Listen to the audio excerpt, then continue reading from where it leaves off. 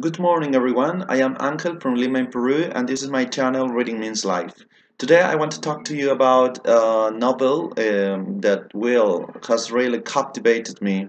This is called Perfume, the story of a murderer by the German author Patrick Süskind. I hope it is well pronounced. This novel is from the 1980s, and it was originally written in German, of course. I have read the Spanish version, which is called El Perfume, Historia de un Asesino.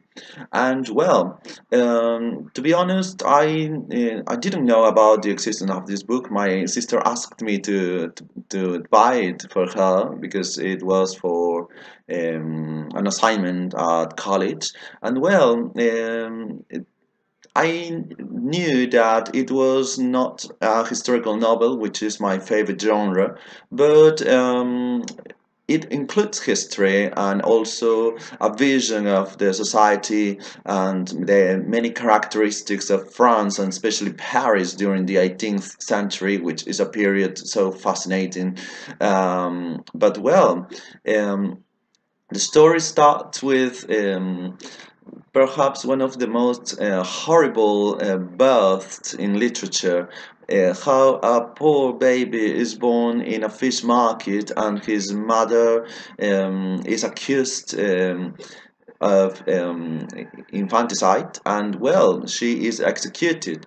So from the beginning of the story we notice that the fate of this boy, of the protagonist, who is called Jean-Baptiste Renouille, I hope it is well pronounced again, I excuse my French, is or was going to be marked by death.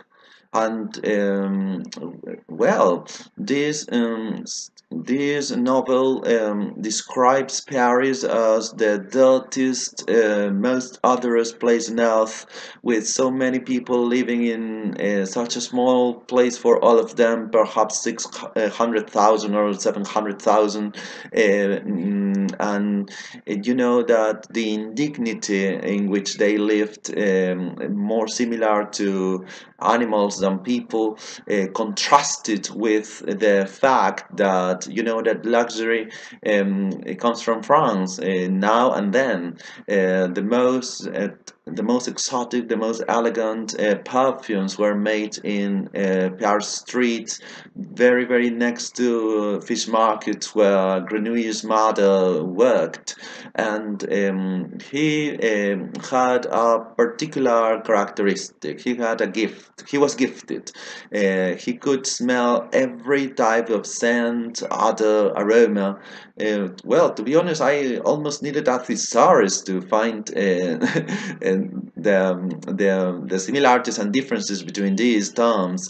And everybody noticed that he was different. The children at the orphanage were afraid of him. He could sense, he could smell everything except for his own smell because he just lacked of one. And he became an apprentice. He worked for a tanner, and then he worked for Baldini, one of the characters in the novel. Perfume, I suppose it's the name in English. To be honest, I teach the language, but I don't know the name of the occupation. Who taught him in a formal way the processes of making perfume, because he had the innate ability, but that helped him um, to know some terms and more specific processes that in fact he did not need them. He was obsessed with creating new scents, and one of the central parts in the novel was when he uh, found a girl, a very beautiful girl, who had in a country like France, in a city like Paris, full of odors, full of horrible smells, she had a beautiful uh, aroma. and really attractive aroma, and he didn't have any sexual attraction. He didn't want to rape her. He didn't love her. There was no feeling, just trying to capture the scent of this girl, uh, something that he was not able to do. He killed her in order to do it, but that failure um, angered him, and well, he decided to try to find a way to capture the scent of beautiful girls, which is how he started to kill many beautiful girls in Grasse. I suppose it's the pronunciation of a provincial city in France, and people were afraid, people were in panic, the church, and the aristocrat, everybody tried to protect the girls from that serial killer, um, until 24 of them were found dead without their clothes, without their hair. And one of the characters in the novel, Antoine Rigi, I suppose, wanted to protect his gorgeous daughter, Laure, I suppose. Laure. That's Laura in English. And she was so beautiful, very, very similar to the girl in this picture. I suppose this is her. Red hat, very, very white skin, and emerald green eyes, sorry. Um, but for Renouille, nothing could escape. And even though Antoine Riget was trying to go to a kind of fortress, it was a monastery, I think, on an island, Renouille finds her, and kills her to get her scent. And then the news of this girl's death spread so quickly, and some witnesses appear, and fortunately for the people, Cornelius is arrested and is about to be executed, but he had a very, very powerful weapon that was applying the scent of that girl on his body. Well, I suspect, perhaps it is in the novel, but I suspect that he applied different scents on his body, so that the effect on the people the day of the execution might be different. Women were even sexually attracted by him. Men saw him as the ideal man they wanted to be, but on the other hand, they saw him as an angel, as a poor man who did not deserve that cruel fate. And in the end, he is not executed. Even I will call her Laura. Even Laura's father does not want to take revenge, but asks him to be his son instead. Well, in the end, he does not accept, and he leaves for Paris, where he wanted to die.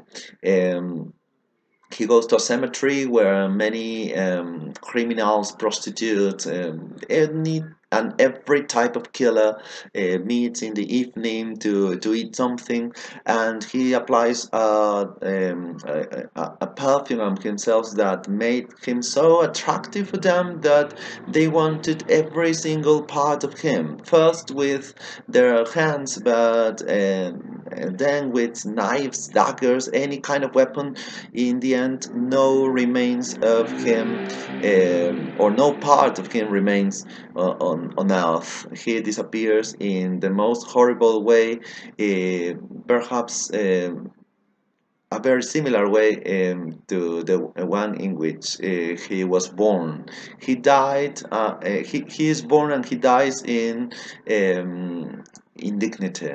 So he's pathetic. He's a real loser, perhaps. Okay, I have never read about a character such or so um, dehumanized as him. I had some reserves before reading this book because even though this is not so this is not contemporary literature, it's from the 1980s. I for some reason associated that with what is called young literature, which is not something I hate because I cannot hate something that I have not read. But well, I said perhaps this is not my thing. I prefer, something more serious, let's say. That's a prejudice I have, and that goes against the philosophy of my channel because I say that reading means life. Okay, we should read everything, right? But well, I have learned from this novel has taught us the processes of making perfume, some history. There has been some historical research in this novel, and even though it might be boring for some people, some parts of the story might be boring for some of them, or perhaps too technical vocabulary, some plants, some ingredients that we would have never thought existed. It is still worth reading. I really, really recommend. I have been fascinated by this book. I really want to reread it. It might be contradictory, but even though it has some complex terms, it also has um, the quality of being easy to read and understand, and you feel captured by this story. And the characters are not so many, and reflect the different layers in the French society. And well, you if you like that kind of mixture between history, magic realism, horror, this book will really, really captivate you as it did with me. Well, that's all for now. Goodbye.